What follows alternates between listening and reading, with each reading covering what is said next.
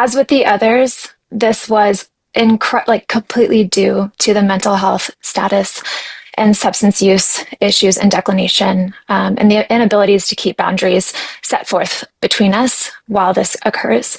And with his TBI, it becomes very escalated very quickly. In this hearing, a domestic abuse victim speaks on her abuser's behalf, focusing on who he is when things are going right.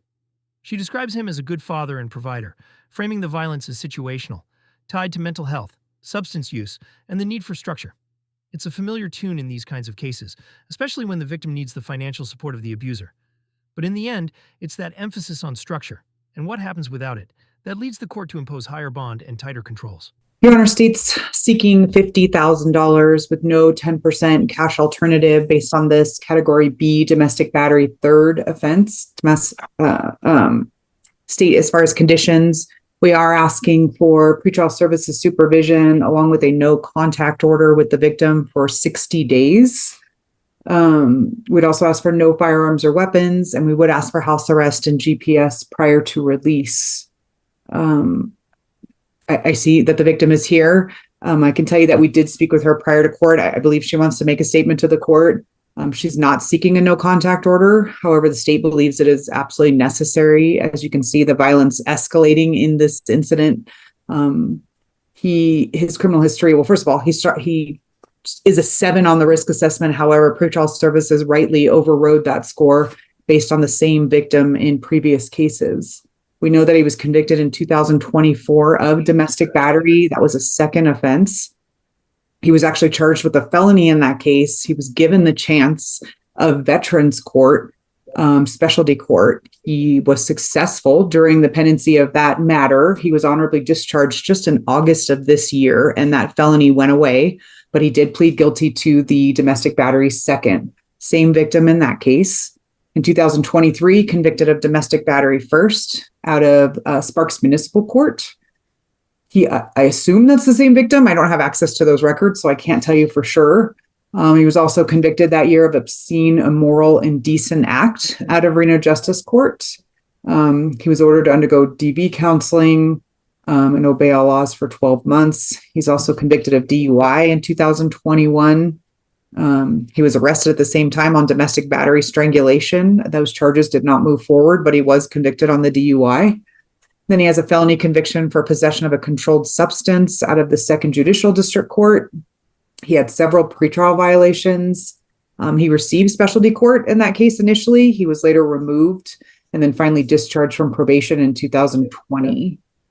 So it's very clear that the defendant has some substantial issues, not only with controlled substances or alcohol, but also with anger specifically towards this victim.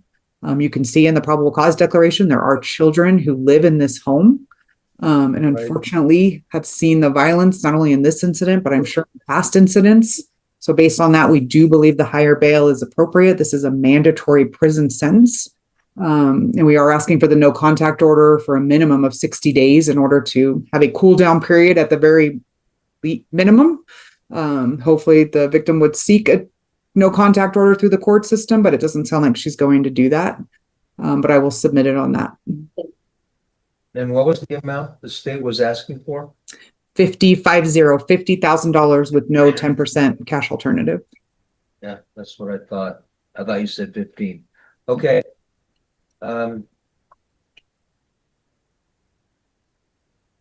Do we have a response? Yes, Your Honor. We would be requesting a reduction of bail to $10,000 bondable with a 10% cash option. In talking with my client, we were able to talk with his mother, Mary. She confirmed that my client can stay with her at 3. It's my understanding that the alleged victim in this case is living in the home, and this address that we've given you is a separate address from that home. So he will not be having contact with the victim or living with this alleged victim. His mother believes that some sort of pretrial testing may be necessary to ensure that he's staying sober. And with that, we would request a $10,000 bondable amount. We do not believe he's able to make the $50,000. Yeah, good morning, everybody. First, I would like to make note that my children did not see any violence. CPS did speak to them, myself, and Thomas, as I'm aware. But I do have a statement prepared that I would like to go forward with. So, as it stated, hi, I'm Lindsay Stetcher. I'm Tommy's ex-wife. Hold on, Lindsay, before you start. Yes, sir. Yeah, typically I don't take statements. Well, I had to write something, so Okay, all right, so how long is your statement? it's not very long. Okay, go ahead. Okay. So, for the last year and a half plus, since the prior incident, Tommy and I have rebuilt something really beautiful. And he ran a perfect program out of vet court, and he was the healthiest he had ever been. And I want that to be really recognized as we are talking about this, because not a single terrible incident or fight has occurred up until this from the last event. And as with the others, this was completely due to the mental health status and substance use issues and declination, and the inabilities to keep boundaries set forth between us while this occurs. And with his TBI, it becomes very escalated very quickly. And he does incredibly well with structure and guidance. And I truly did not think this was going to happen again. I would have never put anybody in this position. And as a licensed clinician and social worker, I understand all of these pieces. And this was definitely the most traumatic incident we've ever had. And I know that for the both of us, we truly are understood, and this has solidified the pieces that we are no longer able to reside in the home together. And that's heartbreaking. Yesterday was Tommy's birthday, and it was hard for our family. We were supposed to leave for Disneyland. And he is the breadwinner, and I need him to be released on the fact that he provides every financial piece for this family.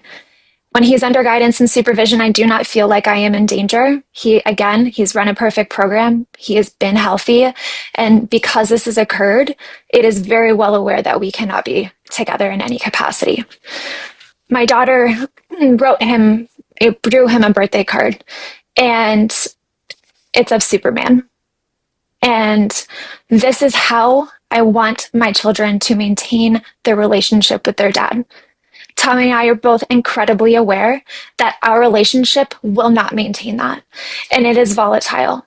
And I do not think a no contact is appropriate. We need the financial assistance. As long as he is healthy, he needs to be able to speak to his children. They are incredibly in the dark and unaware of everything that is happening right now, and a no contact will make that incredibly difficult. I understand the supervision pieces, but there has never been an issue in which we are residing in different spaces while he is under structure that I believe makes this an outcome that needs to happen.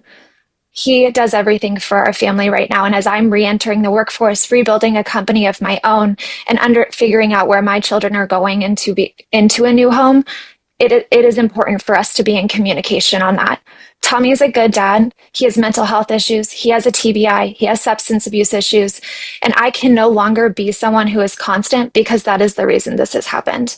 I am the constant. I am the one that has helped and saved and everything else. And that hope has been lost. But the hope for my children to maintain the idea that their dad is Superman still exists. And Tommy and I's only goal going forward is them, and maintaining that version for them. And I understand this is difficult, and I understand this has happened, and this has been this has been terrible for us, but it has solidified our future together. So please understand all of those pieces. I'm done. I do understand those pieces, but at the same time, I have to make sure your safety. You may think that, but you've even testified that he does good if it's structural. So I'm not taking any chances. I will reduce his bail to $25,000, no 10% cash option. He will have no contact and you for a period of 60 days, both by statute and by order. He'll be subject to residential confinement, fitted before release in the event that he posts, and it'll be subject to pretrial services. All right, I'll make a note to this. if he's able to transfer to mental health court or another specialty court to provide supervision, then I would agree to something like that if the next judge deals with this case. But I can't take any chances, miss. So that's going to be my order. I understand. You have a good day. You as well.